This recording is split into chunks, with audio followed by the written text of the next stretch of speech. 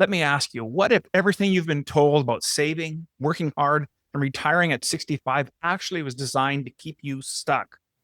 And what would change if your money worked harder than you did? Man, I wish I knew that 20 years ago. And if you've ever felt like you're on this financial treadmill, then earning more but still stuck in the time for money trap, then this episode I think is going to be very good for you. It's going to challenge everything that you thought that you knew about money. 'Cause I know it's doing that for me already. So let's take a moment, just hit like and subscribe for this episode and share it because there's going to be someone out there who's going to need to hear a better way to manage their finances. And so it's this kind of support that helps us really grow the podcast and get other people out here listening to the show. And so they can lead lives of freedom and purpose. And so with that, let's get on with today's episode. The average man today is sleepwalking through life, many never reaching their true potential, let alone ever crossing the finish line to living a purposeful life. Yet, the hunger still exists, albeit buried amidst his cluttered mind, misguided beliefs, and values that no longer serve him. It's time to align yourself for greatness. It's time to become a revolutionary man. Stay strong, my brother. Welcome back to the show, my friends. And before we broke here, there was an opportunity for me to ask you a couple of questions to consider whether you thought your current financial strategy is actually keeping you stuck. And so we've been told this hard work and saving money and that someday maybe we're going to retire comfortably. But what if that's not freedom? What if there's just another way, one that's going to allow us to build wealth today and now so we can reclaim our time and actually design a life of purpose and with impact? And so that's exactly what today's guest has done in his life. And Bronson Hill is the founder of Bronson Equity and a general partner with over 2,500 multifamily units worth more than $250 million. He's raised over $45 million in real estate and private equity deals. And he's the host of the Mailbox Money Show. And he's also the author of the best-selling book, Fire Yourself, Place Your Working Income with Passive Income in 3 years or less. And so he's also really passionate advocate for financial freedom, which we're going to talk a lot about today, mindset transformation. I need to figure that out as well, and really ending the modern day slavery that we've been brought up to believe. And so welcome to the show today, Bronson. How are things, my friend? Hey, Elaine, really happy to be here, man. I'm doing well. Happy to be here, brother. Right on. Fun to have you on the show. It's been a while since we've talked about this topic. And so I'm really excited to get into it and dive into the meat and potatoes, so to speak. But before we get totally in there, we're going to talk a little bit about your journey, Bronson's. And your journey started really with medical sales. And what was that moment that you finally realized that you needed to break out of this time for money model that really set you on the course that you're doing today? Yeah. So I was a well-paid medical sales professional making over $200,000 a year. And I had some sense of financial freedom, but I just didn't have time freedom. And I think for a lot of people that say they want financial freedom, it actually really means time freedom. And in the US, I'm sure in Canada as well, a lot of us work too much. We're working too many hours, so many days. A lot of times we don't. Even if you get paid a lot of money, a lot of times it's a time for money trade. So you can't take the time off. So I had a couple of physicians that I was working with that were making $2 million a year each, which is a lot of money.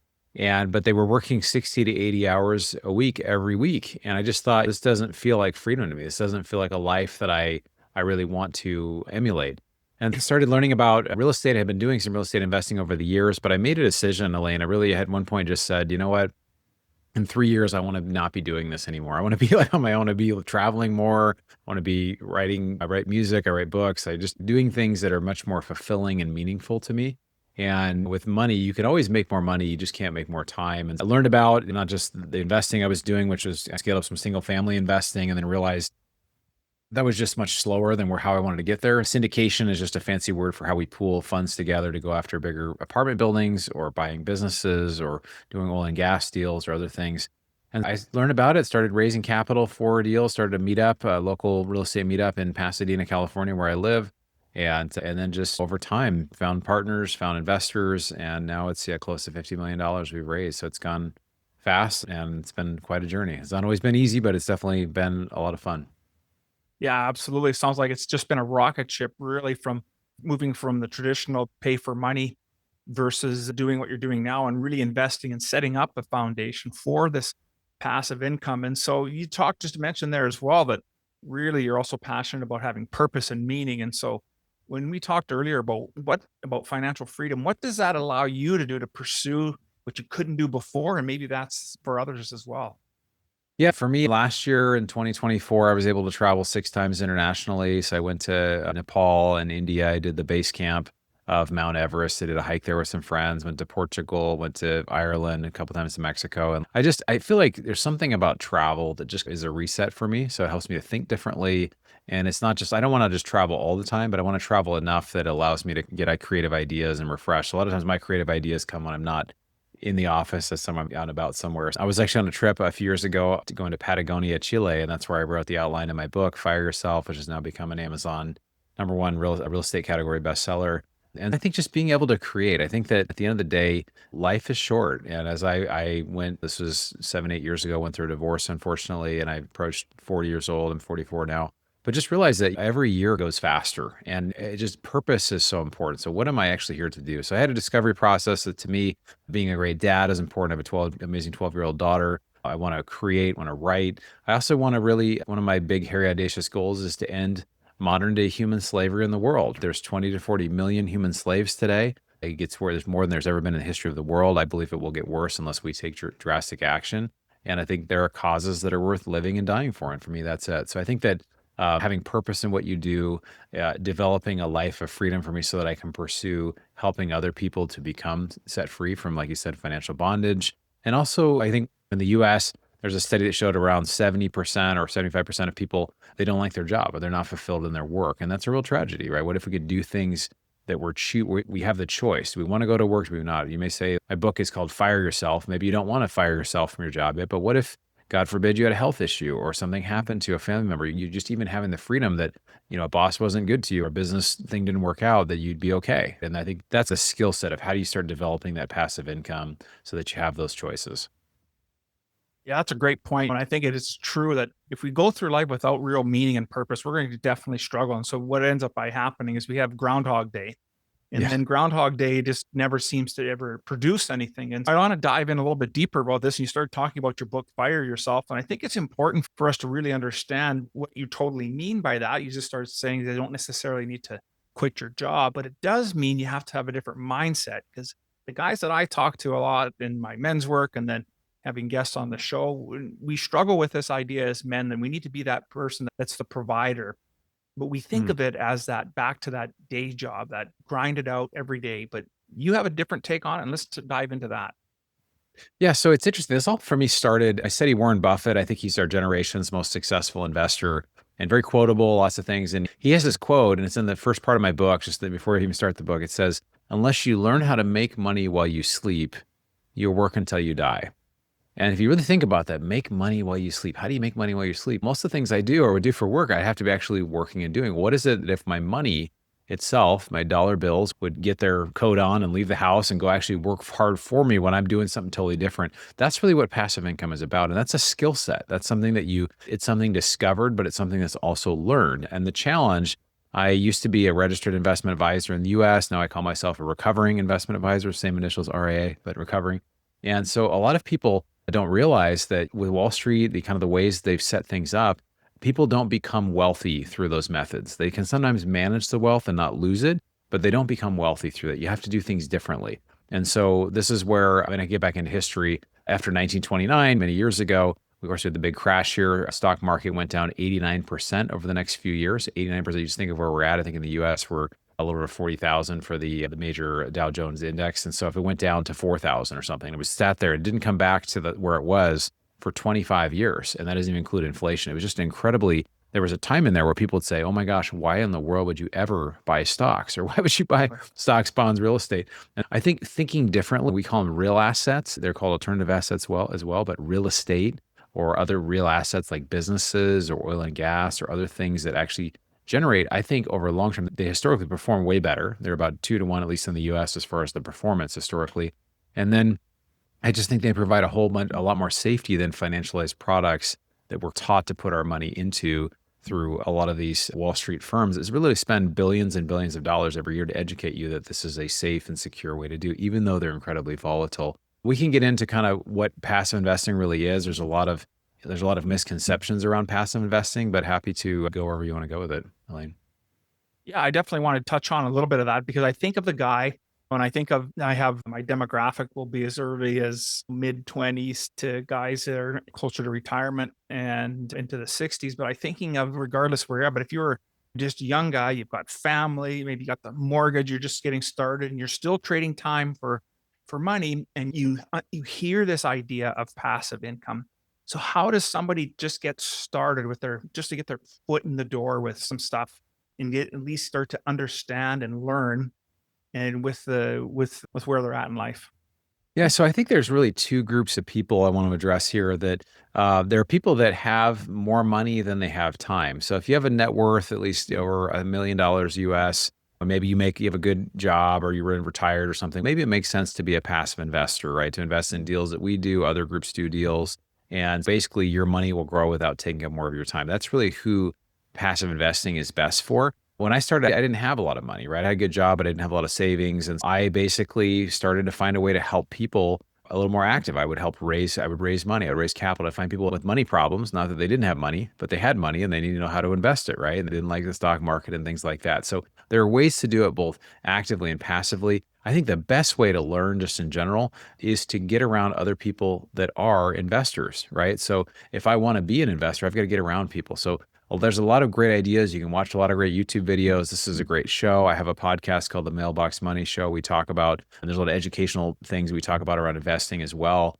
which is great. But until you get in the room with somebody who is an investor, who's been doing it for 10 years, who says, hey, I'm willing to share with you. I worked with these guys. This group is awesome. I would totally invest with them again. And these guys over here, I would never invest with them again for these reasons. So that's where that's a transformational relationship, right? So most people in finance, and even myself included in this, want to sell you something, right? We love our deals. It's not even a bad intent. We want everybody to do our stuff.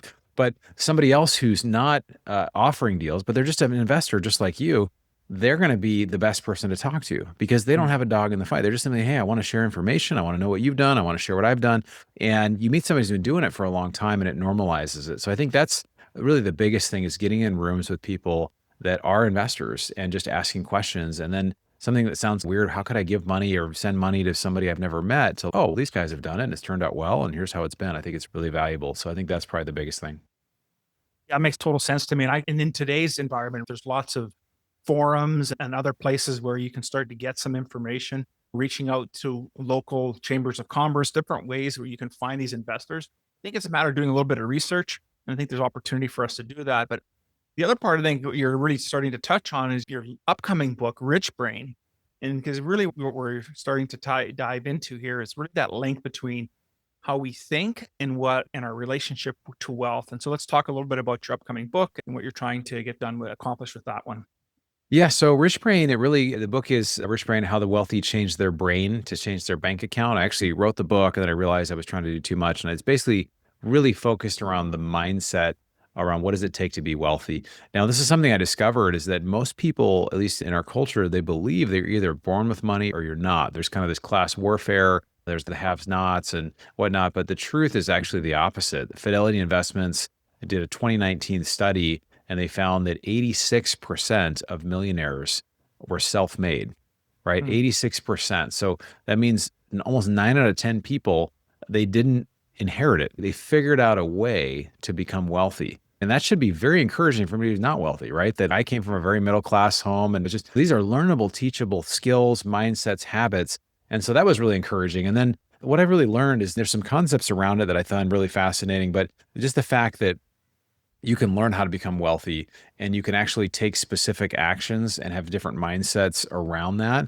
Again, it sounds weird to do affirmations. It sounds weird to have written goals, except the weird people that do these things are often very wealthy. Most people that are worth over $10 million, they have some sort of mindset practice they do on a daily basis or a weekly basis. It's surprising until you see the results. That makes so much sense. We talked about just making a note there, mindset practice. I think we forget that regardless of where we are in our wealth journey, whether we have it or we on the path or we don't have any, is that you talked about mindset practices. If whatever practices we're having is what the outcome that we're currently delivering. So why not do something weird and have a practice and maybe it includes a mantra meditation, Yes. whatever that piece looks like for you, to change the pattern that we're living in. And I think that's such a great opportunity with your book coming out to help us really understand that it is a shift in how in our relationship with money and our mindset and how we've been raised to believe that. And this leads me to I talked to you about in the intro. You raised like over $45 million now. You've spoken to close to 2,500 high net worth individuals. So you must have learned a few other habits and beliefs that are really separating them from the rest of us. And we touched a little bit on a mindset shift. What else is happening? Yeah, there's this concept I discovered called, I never really heard anybody talk about this, but I call it wealth worthiness. And what it has to do with is a lot of times somebody who makes $100,000 a year will just find a way to make $100,000 a year. There's kind of this cap, and it's an internal cap. Somebody makes $1 million a year, it's similar. They'll find a way to make $1 million. So there's this idea of we get what we expect or what we feel we're worthy of. It's been shown that we self-sabotage. About 90% of us have self-sabotaging habits, negative self-talk, procrastination. We do different things, not just in wealth, but in different areas.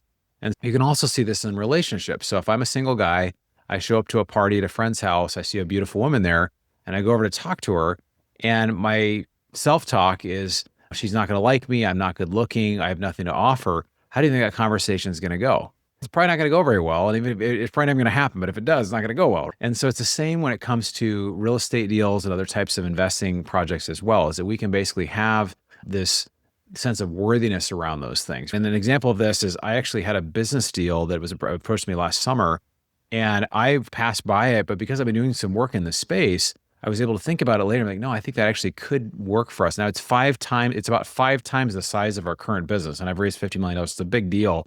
And so I basically was able to come back and say, okay, I think this actually could work. We were able to work it out. We raised some money for it. Now, unfortunately, with the tariffs with China, with some of the stuff, we ended up not closing on the deal, at least to this point. But I still look at it like a win, Elaine, because I was able to receive that. I was able to actually say, so I think these things that we look at when it comes to worthiness are very important. Our self-talk is very important. The way that we look at kind of our goals and our life and those kind of things. So I think just visualizing ourselves and how we see ourselves is very important.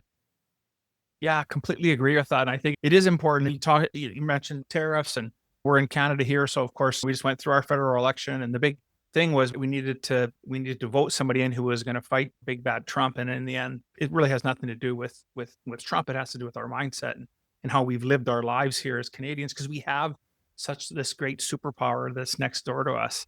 And so it shows up in our behaviors and how we choose to live our lives. And so same thing with your example, talking about if you would have been at if your mindset would have been at where you started 20 years ago, then versus than where you are today, that deal wouldn't have even come close to being even looked at, because it is a different type of relationship. And I think it's so important that we need to shift our beliefs about what is actually true versus what we think is actually happening. And that gets into things like really understanding how to utilize, you mentioned tariffs, but inflation's also a big piece on a lot of people's minds and how to deal with it. But you wrote some really powerful stuff on how we can use inflation to our advantage instead of being crushed by it. And let's talk a little bit about that.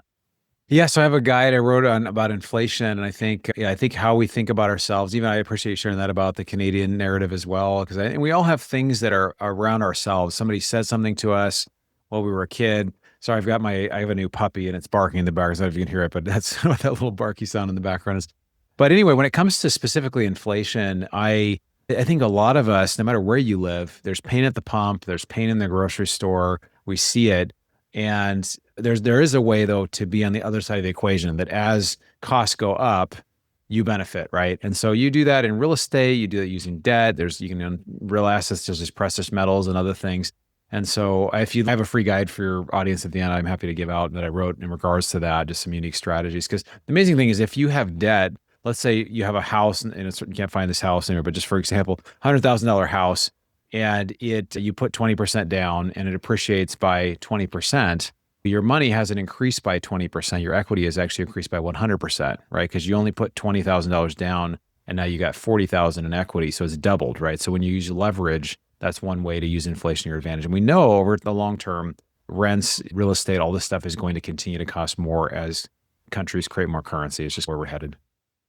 Yeah, absolutely. And then that kind of leads into this idea of, again, I'm I was 50, just turned 59 here in April. And so I was raised through a generation where my parents were savers. I had to save money, save and save. And so that was the idea, because that's how you're going to get Right. ahead. But that's a painfully long and unsuccessful process for many of us, because you just can't save yourself to wealth. And instead, you talked a little bit there, touched on this idea of using debt, good debt, in order to really help propel your stuff. So let's talk a little bit about how you step into that. Probably you mentioned real estate. There's probably other ways that we can do that make sense for our own situation, where then maybe we can reach out to gentlemen such as yourself to help us guide us on that process. Yeah, so I think like I said, any of it is just getting around people that can really guide you. You have other people around that have been more experienced than you. They can walk you through that process. And again, I think where people really take on more risk is because they don't know what they're doing. So a lot of us when we're starting, we don't know what we're doing, right? So we need people to help us. So that's where having friends, having mentors, having people in our life that we can go to, great shows like this, shows like mine, just they can continue to have people they can bounce things off of, or at least ideas they can continue to learn.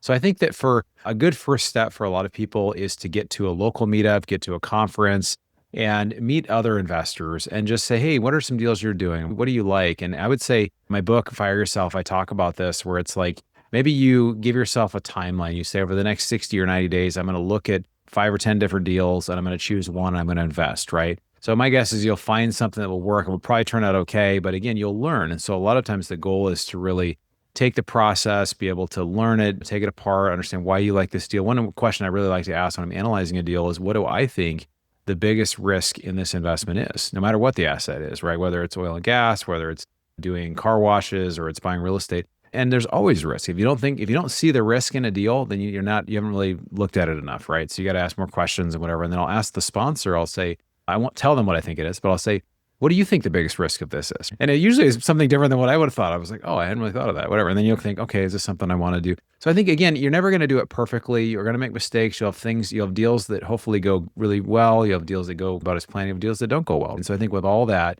there's a learning process. And another Warren Buffett quote is, the best investment you make is in yourself, right? Is that it's all learning, it's all growth. And it's a little harder when you're 85 years old and you need the money to live on, whatever. It's a little hard to learn that later on, but you can still do it. And it's just being a little more conservative. But it's just, no matter what age you are, no matter what happens, just, hey, this is all learning. This is all investing in myself.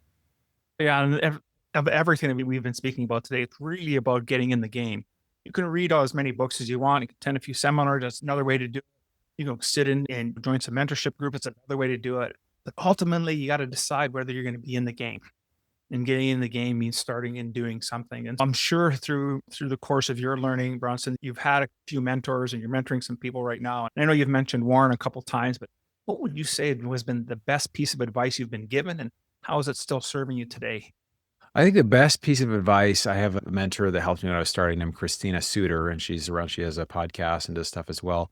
But she said there's 2 things that really help you in your investing journey. One is networking and the other is education. And so it goes with this quote that was said by John Wooden, is attributed to him. It said, you'll be the same person 5 years from now, except for the books you read and the people that you meet. So what is that? So that's networking and education, right? It may not be a book. It could be a podcast like this. It could be a YouTube video. It could be something else. But getting to conferences, getting to meetups, meeting new people, networking. And networking is not just simply, hey, shaking hands and passing business cards. It's like really listening to somebody, figuring out what they need and seeing, can I help this person? Can we partner together? Is there someone in the room right now that I could introduce them to? Can I text somebody or call somebody right now and introduce them to them? Or is there a book or resource that I can share with them that can help them? And so we really appreciate when people want to help us. So I think if we show up in a room that's an investor or any room and just say, hey, how can I help people that are here? It really can open up a lot of doors for a lot of people. Yeah, absolutely. Completely agree with that idea. Bronson, before we wrap up today, I know there's one message you'd share if you could share just one message, I should say, with a listener who maybe he's sitting there and he's listening to this and he knows he's meant for more, but he's just stuck. He's trading dollars for hours. And what would that message be for him? Yeah, I would say really just make a goal for yourself, even if it sounds unreasonable. I said, okay, in 3 years, I don't want to be doing this job anymore. And I didn't quite know how I was going to do it, but I said, that's my goal. I want to get out of this job. Because this is a grind. And so if you find that, hey man, I'm grinding or hey, if something happened to me or something happened to my spouse or one of my, I would not be able to take the time off. I'm really not financially free. it's out there. We've just got to be able to go meet the people, read the books, make the connections, and like you said, take the action, right? We get all this knowledge and meet all these people and we don't do anything. But if we actually start making offers every week, or we start investing in deals, like you said, we get in the game. And I'm sure this show is about nothing changes until you take action, right? So it's the people that actually take action and figure out as they're doing it, they figure out where they want to go, and they'll be much more likely to get where they want to go. Amen, brother. Totally agree with that. I just want to say thank you so much, Bronson, for spending time with us today and really sharing your wisdom on how we can start to look at creating some passive income by first transforming our mindset, and then that'll ultimately lead us to our financial purpose. And while this has given us some great, powerful framework, if we really want to move from burnout to freedom, we need to take a little bit more action. So if men want to connect with you and learn more about your work, what would be the best way for them to get hold of you? Yeah, happy to connect with anybody and any of these topics, personal development, real estate, investing. We mentioned how to use inflation to your advantage. So I've got this color. It's like a 30-page ebook, and you can get that for free if you text the word inflation to the number 33777. So you text the word inflation to 33777. We'll send that to you, and that'll it'll get you on our list, and you can hear about our future offerings and things we're doing as well. But great to connect. Look forward to connecting with anybody from your audience that would want to reach out. Right on. I'll make sure that is in the show notes today, as well as anywhere else that you are on the internet and social media, so folks can get a hold of you. This is why, as we get ready to wrap up today's episode, I just want to leave you with one other thing. If you are truly free and not just busy, then you're ready to take off of this trading time for money journey, then you can start to build a life of freedom and some impact and purpose. And so I want you to take some action today. Go visit us at members.theawakenedman.net and take our free integrity challenge. It's where financial power meets inner clarity, and it's an opportunity to live with intention, lead with integrity, and you can get started today. Thank you so much for joining me on the show today, Bronson. I truly enjoyed our conversation. Thanks, Elaine.